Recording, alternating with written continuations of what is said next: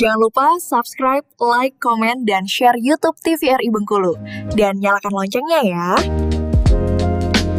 Terima kasih pemirsa, Anda masih bersama kami di Dokter Kito Bersamo Kito Sehat.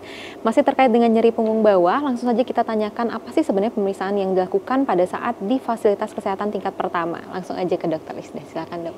Terima kasih Siva. Jadi kalau kita di Vaskes Primer itu kan memang karena ada beberapa keterbatasan ya. Biasanya sih kita cuma melakukan pemeriksaan, terutama pemeriksaan fisik.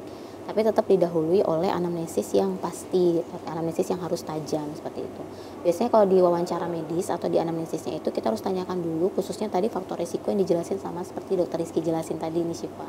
Misalnya apakah ini karena faktor lingkungan pekerjaan, karena kan paling banyak tadi datangnya itu justru para pekerja dari sektor industri misalnya, atau kemudian karyawan-karyawan swasta, kantoran, termasuk juga pegawai negeri misalnya dan lain sebagainya. Nah dari anamnesis ini biasanya kita akan beranjak nih ke pemeriksaan fisiknya. Dari pemeriksaan fisik biasanya sih kalau kami dokter yang ada di Vaskes Primer, di puskesmas atau di klinik itu melakukan kayak pemeriksaan ROM misalnya ya, range of movement atau ruang lingkup geraknya. Jadi apakah sudah ada keterbatasan yang cukup berat atau seperti apa. Kemudian juga dari palpasi misalnya tadi kayak ada kekakuan dari ototnya, apakah memang benar-benar ada strain atau sprain misalnya dari kekakuan dari ligamennya dan lain sebagainya. Kemudian juga ada beberapa tes-tes tambahan mungkin yang disesuaikan dengan wawancara medisnya.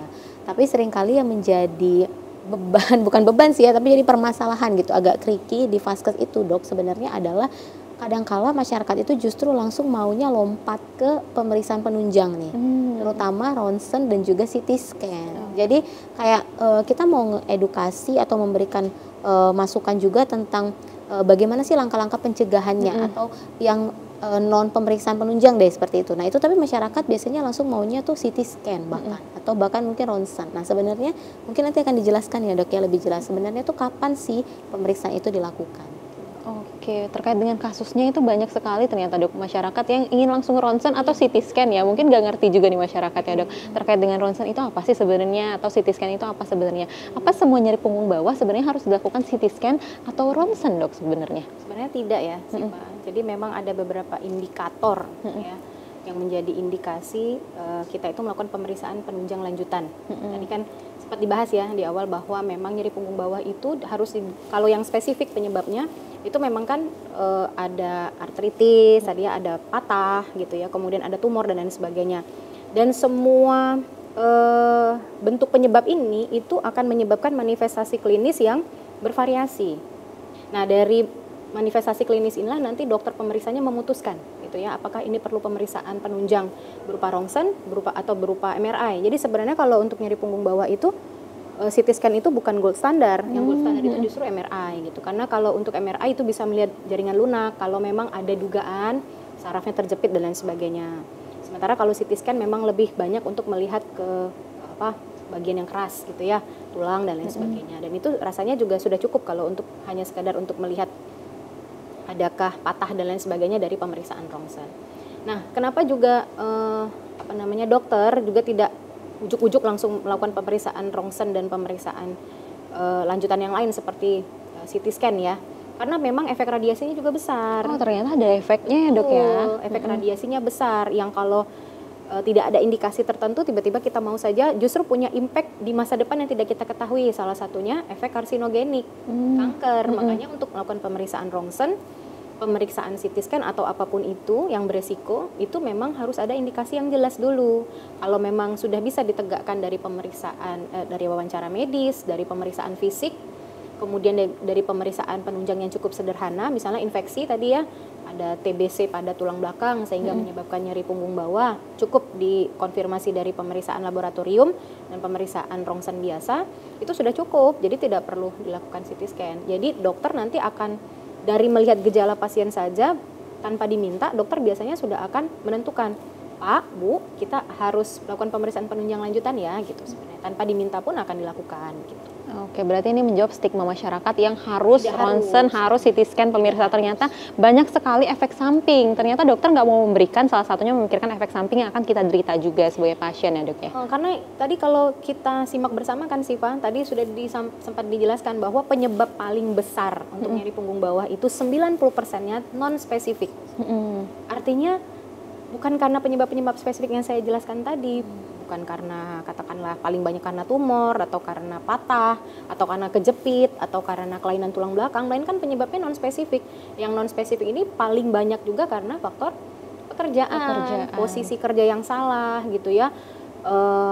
Seperti penelitian yang dilakukan oleh salah satu teman-teman ya, itu kelompok nelayan saja di Bengkulu, itu prevalensi atau angka kejadian nyeri punggung bawahnya itu di atas 70%.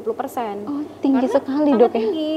Kemudian juga pada tenaga kesehatan yang bekerja di rumah sakit ya, nurse gitu, itu tinggi juga nyeri punggung bawahnya. Kenapa? Karena banyak berdiri pada saat di ruang operasi, karena banyak duduk pada saat mencatat, menulis rekam medis dan lain sebagainya. Jadi dokter juga ya dok ya, berarti cukup tinggi ya dok ya. Memang didominasi itu 90%-nya non spesifik. Non spesifik. Baik, ternyata berarti banyak sekali penyebab yang based on data ya dok ya, bukan cuma kasusnya aja tapi udah ada datanya ternyata pemirsa. Jadi kita memang nggak boleh ujuk-ujuk langsung meminta CT scan, ternyata udah disesuaikan sama dokternya dan tentunya langsung ke ahlinya ya dok ya. Jangan tiba-tiba langsung ke tukang urut nih tanpa tahu penyebabnya apa. Nah, tadi kita membahas terkait dengan ini ya dok ya, produktivitas kalau misalnya di pekerjaan itu bisa menurun akibat nyeri punggung bawah. Boleh langsung kita jelaskan dokter? Lanjutin ya. Oke, jadi melanjutkan yang tadi ya teman-teman. Jadi nyeri punggung bawah itu bagaimana sih konteksnya dalam mempengaruhi pekerja gitu ya. Yang pertama itu tadi sudah kita bahas, produktivitas pekerjanya akan menurun dan ini tentu saja akan mempengaruhi dari kelangsungan perusahaannya gitu ya. Sering absen juga begitu. Dan berikutnya adalah yang paling betul-betul mengganggu itu adalah kualitas hidup berkurang. Nyeri punggung bawah itu sangat tidak nyaman. Bagi yang pernah mengalaminya itu sangat tidak nyaman. Akan ada keterbatasan gerak ya. Kalau ada keterbatasan gerak, apa yang terjadi? Kualitas hidup seseorang itu akan menurun. Tidak bisa beraktivitas, tidak bisa mencari nafkah ya, tidak bisa nongkrong misalnya gitu ya. Tidak bisa, sulit berkumpul atau pergi traveling bersama keluarga misalnya gitu ya. Lalu yang berikutnya adalah biaya pengobatan meningkat. Karena nyeri punggung bawah ini meningkatkan kunjungan ke rumah sakit. Kalau di Amerika bahkan itu penyakit penyumbang yang paling banyak angka kunjungannya itu adalah nyeri punggung bawah. Dan saya yakin hampir dari semua kita itu sudah pernah mengalami nyeri punggung bawah ya. Apakah itu ringan, apakah itu sedang gitu ya, ataukah itu berat. Nah, kemudian yang sering di masyarakat ini, Siva, kadang-kadang masyarakat sering berpikir atau Bapak Ibu sering berpikir ya, pemirsa sering berpikir di rumah, saya ini sakit pinggang gitu. Saya ini sakit pinggang atau sakit ginjal? Iya benar. Jangan-jangan saya ini sakit ginjal gitu. Nah, jadi apa sih perbedaan dari nyeri punggung bawah dengan nyeri pinggang yang diakibatkan dari sakit ginjal? Ya, yang pertama itu saja dari lokasinya sudah berbeda. Kalau nyeri punggung bawah tadi itu dari tepi tulang rusuk yang di belakang sampai ke bokong. Sensasinya bisa nyeri tajam ya, ditusuk-tusuk, rasa panas gitu ya, atau nyerinya tumpul, pegal. Tapi kalau sakit ginjal atau nyeri yang diakibatkan gangguan pada ginjal itu biasanya lokasinya lebih ke pinggang kiri dan kanan. Nah, kalau misalnya ada batu, ada sumbatan, itu biasanya nyerinya itu ada nyeri alih, nyeri pegal ya. Kalau yang perempuan mungkin tahu menstruasi ya, nyeri menstruasi, sensasinya seperti itu, menjalar sampai ke paha biasanya, atau sampai sedikit ke kemaluan. Dan biasanya juga disertai dengan perubahan dari pola pipis gitu ya, pola buang air kecil, apakah polanya, apakah bentuk air seninya dan lain sebagainya. Biasanya ada penyebab-penyebab yang seperti itu. Dan ini kalau nyeri pinggang akibat sakit ginjal itu tidak dipengaruhi sama pekerjaan yang duduk lama dan lain sebagainya. Tapi kalau yang nyeri punggung bawah itu yang dipengaruhi sama duduk lama, angkat-angkut, posisi tubuh yang salah dan lain sebagainya. Tapi kalau sakit ginjal tidak, gitu ya. Nah, tapi yang lebih baik lagi memang perbedaan kedua ini ya, nyeri punggung bawah dan sakit ginjal ini memang harus dikonfirmasi dari pemeriksaan yang dilakukan oleh dokter sehingga bisa ditentukan bahwa ini memang ada sakit ginjal atau tidak. Karena memang sakit ginjal juga variannya sangat beragam. Ada batu gitu ya, ada radang ginjal gitu. Kemudian juga ada tumor gitu ya, kemudian ada gagal ginjal kronis karena diabetes atau karena hipertensi dan lain sebagainya.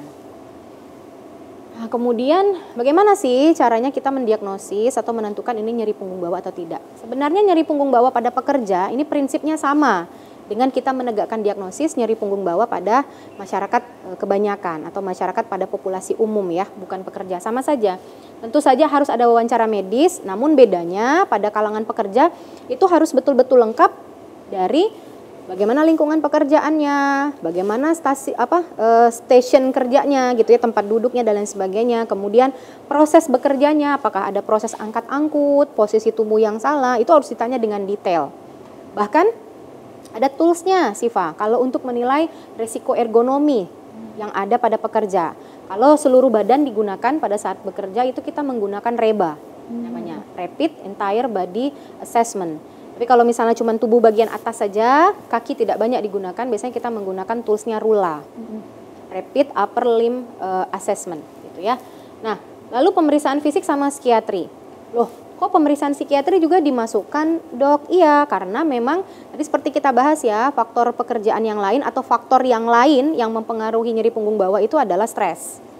Jadi cukup penting bagi kita untuk memeriksa status stres seseorang. Misalnya kita menggunakan DAS 21 ya atau DAS 42 untuk mengetahui apakah orang ini ada depresi, ada ansietas, ada stres dan yang lain-lain. Oke, karena tadi ya Dok ya, untuk stres ini ternyata sangat berpengaruh juga terhadap kejadian nyeri punggung bawah. Akan kita lanjutkan ya Dok ya untuk langkah berikutnya untuk diagnosis nyeri punggung bawah. Setelah jeda iklan berikut ini tetap bersama kami di Dokter Kito, bersama Kito Sehat.